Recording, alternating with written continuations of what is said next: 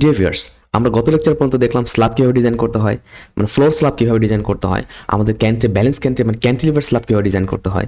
তো আজকে আমরা যেটা দেখবো স্টেয়ারকেস কীভাবে ডিজাইন করতে হয়। স্টেয়ারকেস ডিজাইন করার পরে আমরা চলে যাব হচ্ছে আমাদের বিম ডিজাইন, কলাম ডিজাইন, দেন ফাউন্ডেশন ডিজাইন। সো এই কটা এলিমেন্ট যদি আমরা ডিজাইন করে ফেলি, আমাদের কিন্তু সব টাইপের আপনার ডিজাইন কমপ্লিট হয়ে যায়।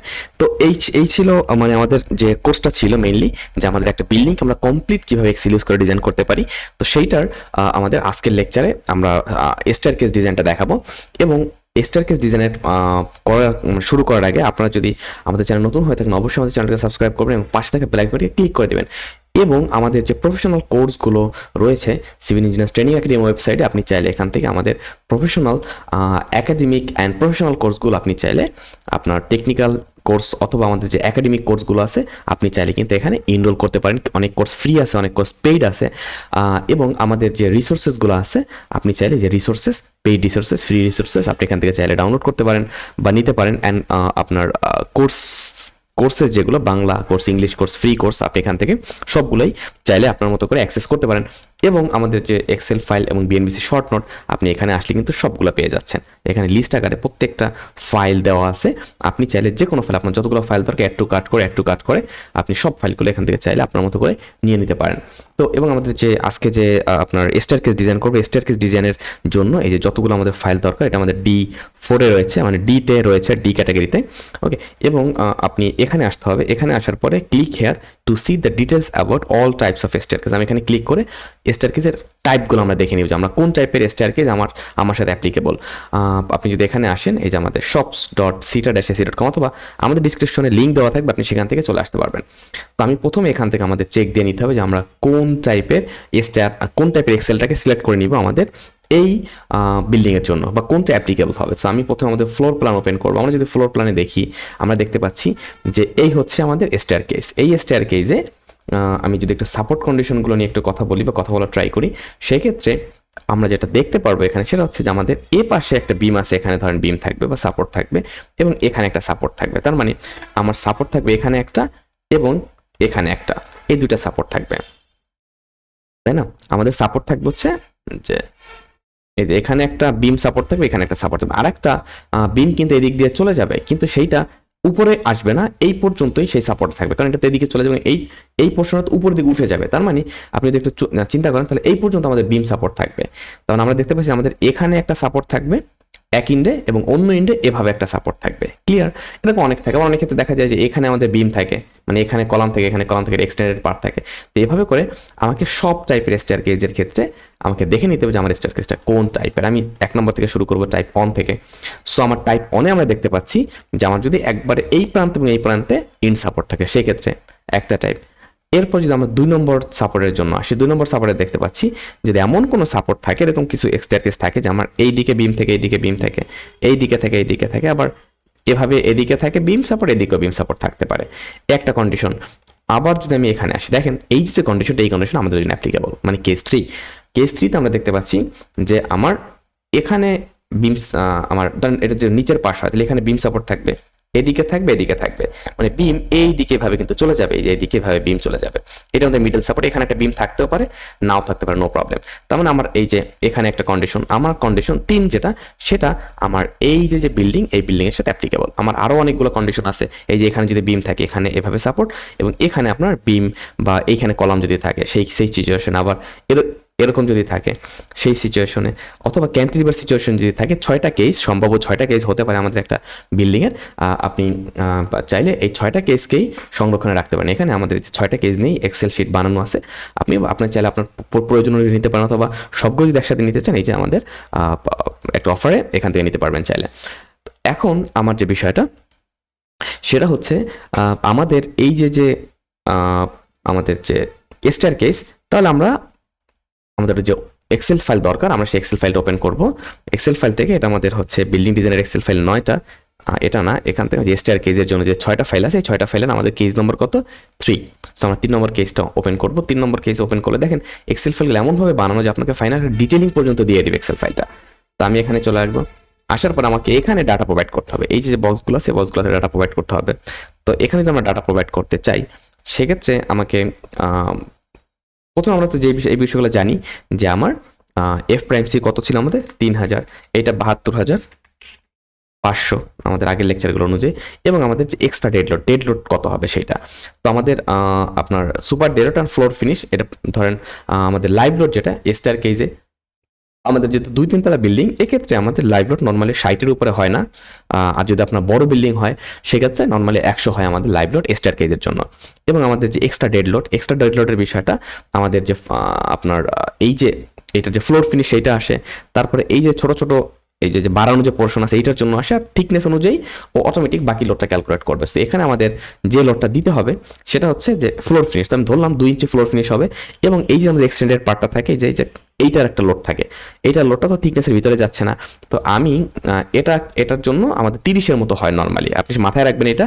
এই যে আমাদের এক্সট্রা পার্টটা থাকে মানে এই পার্টটার জন্য, এই যে স্ল্যাবের এই যে এক্সট্রা পার্টটা থাকে, এই যে নোজ বাইরে আমরা এই পার্টটার জন্য পার স্কোয়ার ফিট 30 PSF এর মতো লোড আসে। তাহলে আমাদের 25 আর 30 যদি বলি তাহলে 55, তো 55 আর হচ্ছে 60 এইটা।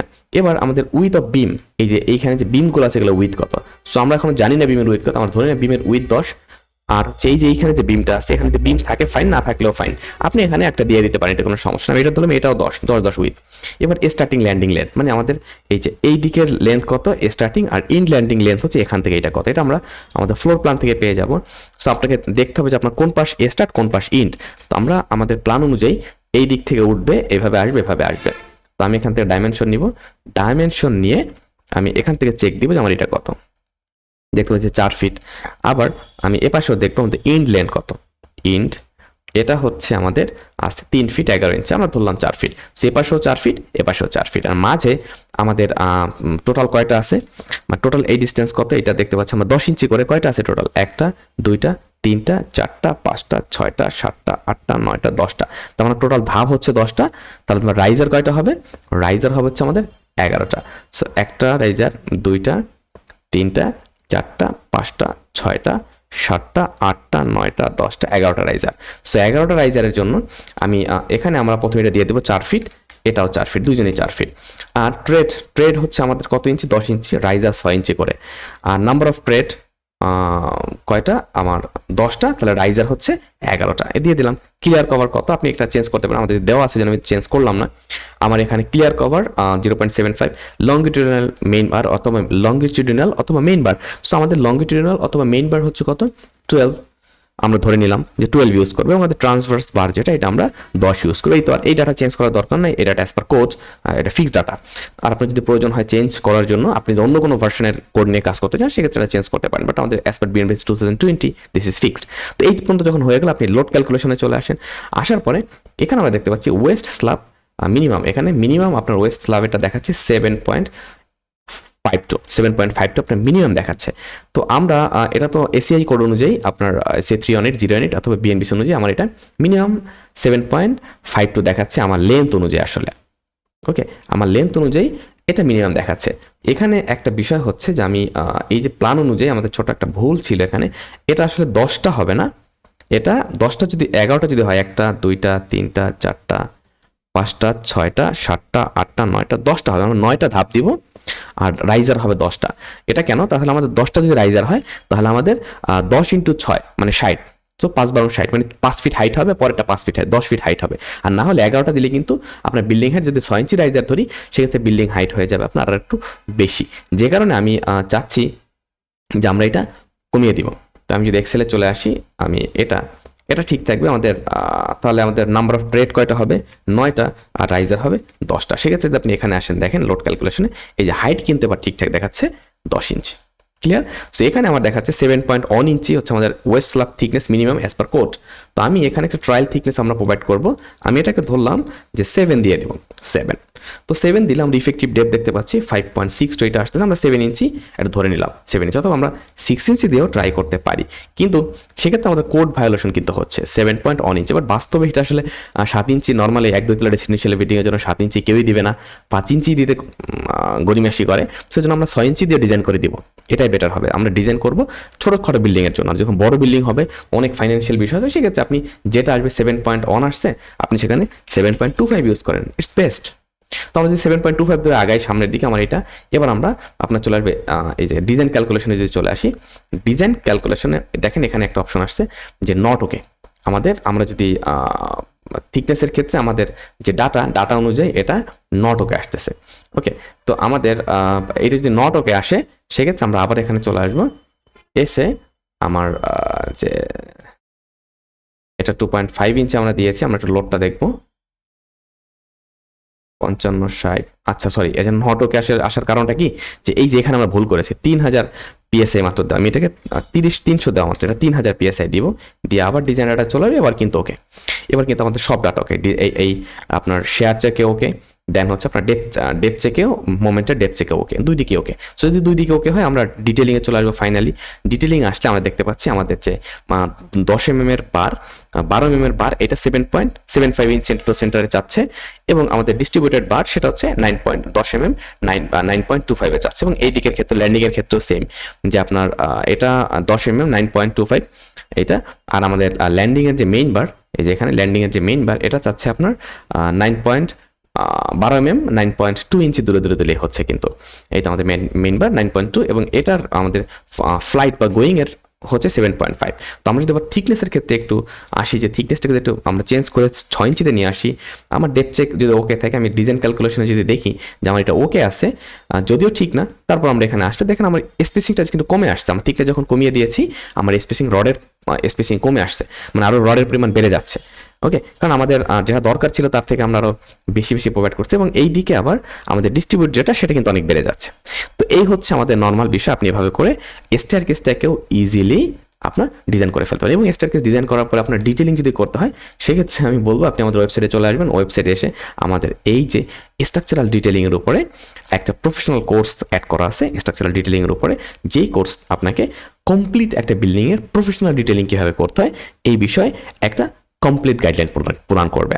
So thank you very much. আমাদের সব রিসোর্স পাওয়ার জন্য আমাদের ওয়েবসাইটে চলে আসুন। এখানে ফ্রি, পেইড সব টাইপের রিসোর্সেস রয়েছে, এবং পেইড রিসোর্সেসগুলোও আপনাদের সুবিধার জন্য অনেক লো প্রাইসে রাখা হয়েছে, যাতে করে আমার সব স্টুডেন্ট প্লাস হচ্ছে আমার সব যারা co-learner তারা যেন সহজেই এটাতে অ্যাক্সেস করতে পারে। So thank you very much. Stay connected till next lecture.